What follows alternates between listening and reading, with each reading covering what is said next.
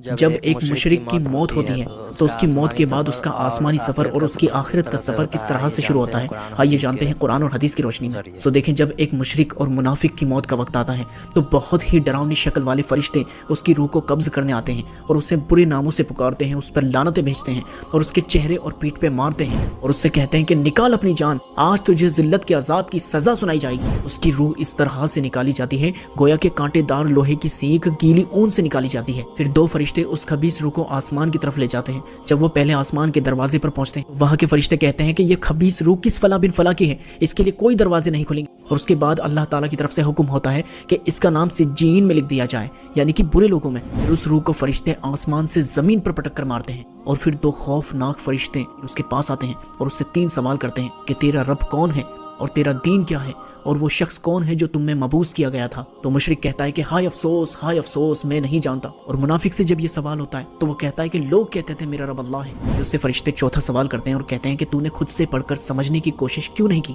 پھر اسے جنت کی کھڑکی کھول کر دکھائی جاتی ہے اور اس سے کہا جاتا ہے کہ یہ وہ چیز ہے جس سے تو محروم رہا، اور اس کے لیے جہنم کی کھڑکی کھول دی جاتی ہے اور اس کی قبر تنگ ہو جاتی ہے، حتیٰ کہ ایک پسلی دوسری پسلی سے آپس میں مل جاتی ہے۔ پھر ایک فرشتہ اس کے سر پہ گرز مارتا ہے جس کی وجہ سے وہ زمین کے بالکل پیرالل ہو جاتا ہے اور اس کی چیخ و پکار جن اور انسان کے علاوہ ساری مخلوقات سنتی ہے۔ لیکن یہ سارے معاملات برزخ کے اندر ہوتے ہیں۔ اگر آپ دنیا میں اس مردے کو دیکھیں گے تو وہ آپ کو لیٹا ہوا ہی دکھے گا۔